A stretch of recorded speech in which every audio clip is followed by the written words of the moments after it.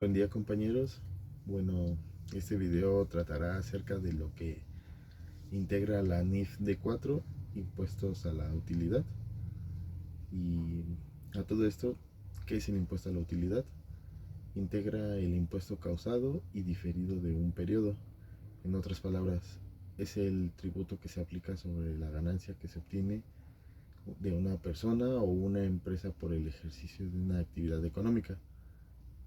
Algunos ejemplos de esto es el mismo impuesto sobre la renta, que se calcula sobre la diferencia entre los ingresos y los gastos deducibles de una actividad.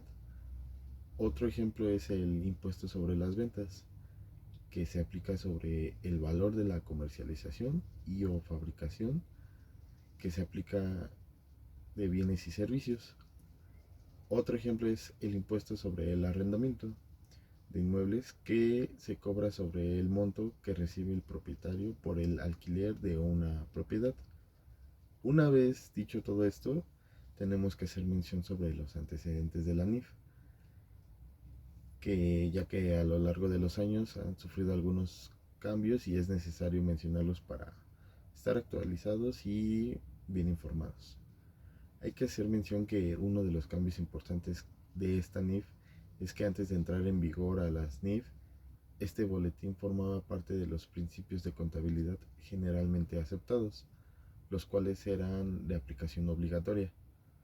Dichos principios incluían el boletín D4, denominado Tratamiento Contable del Impuesto sobre la Renta, del impuesto al activo y de la participación de los trabajadores en la utilidad, la PTU, el cual entra en vigor para los ejercicios que iniciaron el 1 de enero de 1987. Esto como consecuencia de la reforma a la ley del impuesto sobre la renta del 1 de enero de 1988, así como el nacimiento del impuesto al activo. Este boletín requería una revisión a la cual se realizó el mes de mayo de 1999 y fue obligatoria su aplicación para los ejercicios que iniciaron el 1 de enero del año 2000, aunque se recomendó su aplicación anticipada. Como parte de esta historia, hay que recordar que hubo una reforma fiscal en el año 1986, donde la autoridad establece para el cálculo del ISR la denominada base nueva, de aplicación parcial con un 20% en los siguientes 5 años. Dicho lo anterior, estos antecedentes pues nos sirven para pues, conocer como los cambios que han realizado sobre la NIF D4. Aunado al anterior, vamos a proseguir con el objetivo de esta norma de información financiera, la cual es establecer normas particulares que nos permiten determinar la evaluación, presentación y revelación para el reconocimiento contable de los impuestos a la utilidad, que viene siendo el impuesto causado y el impuesto diferido, las cuales se devengaron en el periodo o ejercicio contable. Vamos a iniciar con las normas de evaluación, que viene siendo el proceso de reconocimiento contable de los impuestos a la utilidad. La entidad debe determinar los impuestos causados y impuestos diferidos atribuibles al periodo contable. El impuesto causado resulta del reconocimiento en el periodo actual. Para efectos fiscales de ciertas operaciones de la entidad, el impuesto diferido también corresponde a operaciones atribuibles al periodo contable actual, pero fiscalmente son reconocidas en momentos diferentes. Vamos a hacer mención del impuesto causado en las normas de evaluación. El impuesto causado debe reconocerse como un gasto en el estado de resultados y representa para la entidad un pasivo normalmente a corto plazo. Si la cantidad ya enterada mediante anticipos excede el impuesto causado, dicho exceso debe reconocerse como una cuenta por cobrar.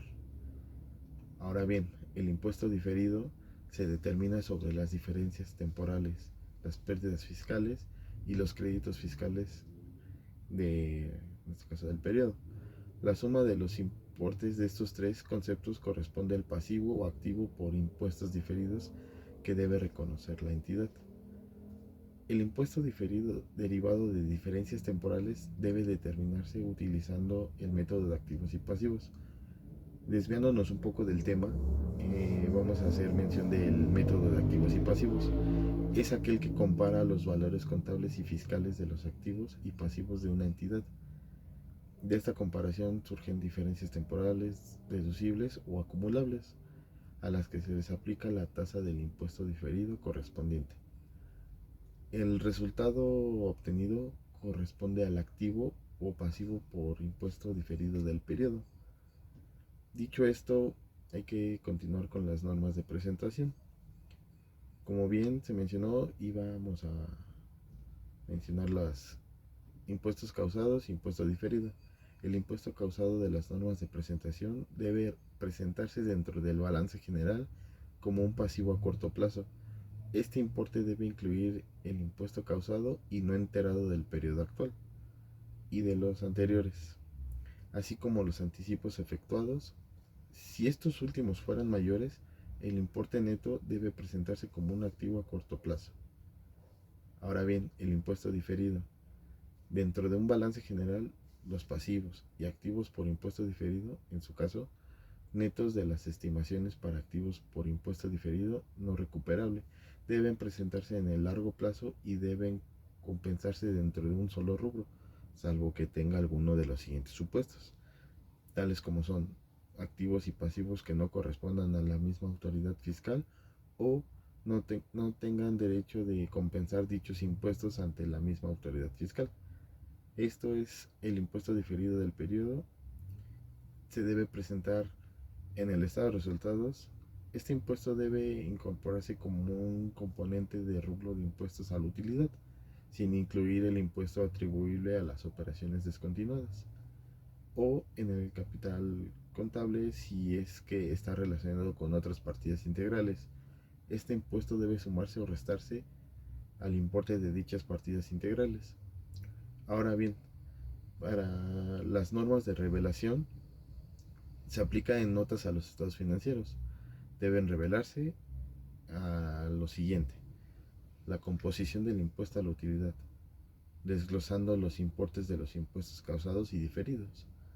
También a la integración del impuesto a la utilidad derivado de las operaciones discontinuas, señalando el importe causado y importe diferido. También a las tasas de impuesto causado y diferido mencionado, las variaciones de dichas tasas y su impacto en la utilidad. Por último, la tasa efectiva del impuesto, así como la conciliación entre la tasa del impuesto causado, mostrando las partidas e importes por los que dichas tasas difieren entre sí. Aunado a la anterior, hay que mencionar que esta NIF se fundamenta en el marco conceptual comprendido de las NIF que integra la serie A, en especial en las normas que se mencionarán a continuación. Devengación contable. En este postulado se requiere que el impuesto a la utilidad esté incluido tanto el impuesto determinado como el impuesto diferido del periodo. Otro caso es el postulado de asociación de costos y gastos con ingresos. Se obliga a reconocer gastos o ingresos por impuestos a la utilidad desde el momento en que se consideran devengados. Dicho esto, es muy importante saber esta información sobre la NIF T4. Y esto es todo por el video de hoy y espero que esta información les sea útil y nos vemos pronto.